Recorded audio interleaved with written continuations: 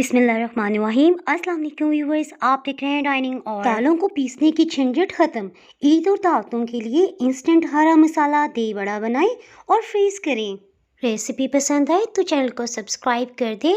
Bell icon को all पे कर देने से आपको वीडियो का नोटिफिकेशन सबसे पहले फ्री में मिल जाएगा। बिस्मिल्लाहिर्रहमानिर्रहीम की रेसिपी को शुरू करते हैं।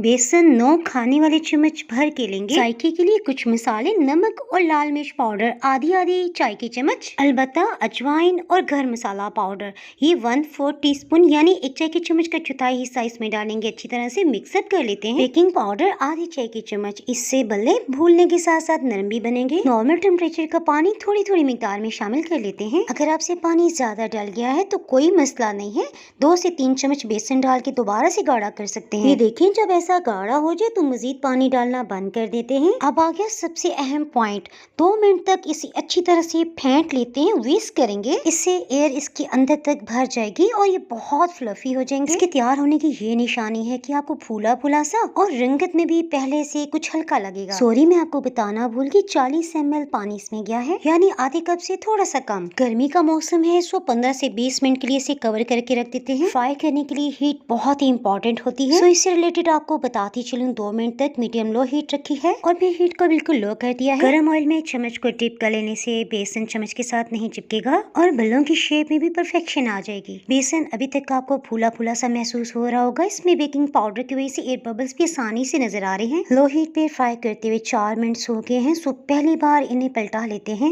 लो हीट की वजह से आहिस्ता आहिस्ता सुनहरी रंगत इन पे आएगी और ये अंदर तक पक जाएंगे, यानी कच्चा पानी रहेगा। 9 मिनट्स में ये अच्छे फ्राई हो गए। अहम पॉइंट याद रखिएगा कि बल्लों को तेज रंगत का ही फ्राई करना है, क्योंकि इन्हें जैसे पानी में डिप करेंगे तो इनकी रंगत हल्की पड़ जाएगी। पानी में सिर्फ 10 से 15 मिनट तक ही डिप रखना है, अगर ज्यादा देर भगोएंगे तो ये टूट भी सकते हैं। हल्के हाथ से प्रेस कर लेने के बाद आप एयर टाइट कंटेनर में 2 से 3 हफ्तों के लिए फ्रीज भी कर सकते हैं। आ जाते हैं अपनी मेन रेसिपी की तरफ। आधा लीटर मीठा फ्रेश दही ले लिया है। दही अगर खट्टा हो 2 से 3 चम्मच आप तीनों मिक्स करके विक्स कर लें। चाट मसाला पाउडर 1 चाय की चम्मच, अलबत्ता नमक 1 चाय की चम्मच से जरा कम डालते हुए अच्छी तरह से विस्क करेंगे कि इसमें किसी किस्म के लम्स ना रहे। हरा मसाला बनाने के लिए 1 खाने वाला चम्मच भर के अनारदाना लिया है, पानी में डिप करते हुए अच्छी तरह से मिक्सअप कर लेते हैं। मिट्टी की जो भी ज़रात होंगी वो नीचे की सतह पे रह जाएंगी, 2 से 3 दफा धो लेते हैं। आप चाहें तो इसके लिए ब्लेंडिंग जार भी इस्तेमाल कर सकते हैं। सूरत में 1/4 कप पानी डाल लीजिएगा। मैं अलबत्ता किसी किस्म की मशीनरी का इस्तेमाल नहीं करी, हाथ से पीसने का कुछ अलग ही मजा है। 15 से 16 नरम पुदीने के पत्ते, पुदीने के पत्तों को अच्छी तरह से धो लेने के बाद प्रेस करेंगे ताकि जो भी एक्स्ट्रा पानी है वो निकल जाए। हम इसके लिए हावन दस्ता इस्तेमाल करें, सो छींटे नहीं उड़ेंगे। 2 हरी मिर्चें मुनासिब से टेस्ट के लिए ठीक है, अगर आप स्पाइसी तेज पसंद करते हैं तो 5 हरी मिर्चें भी डाल सकते हैं। धनिया के पत्तों के साथ साथ टहनियों को भी काट के धो लिया है, ये कप भर के है। के साथ साथ इस चटनी को भी आप बना के फ्रीज कर सकते हैं। परफेक्ट जायके के साथ ये रेसिपी आप डाइजेस्टिव चटनी बाय डाइनिंग और सर्च कर ले मिल जाएगी।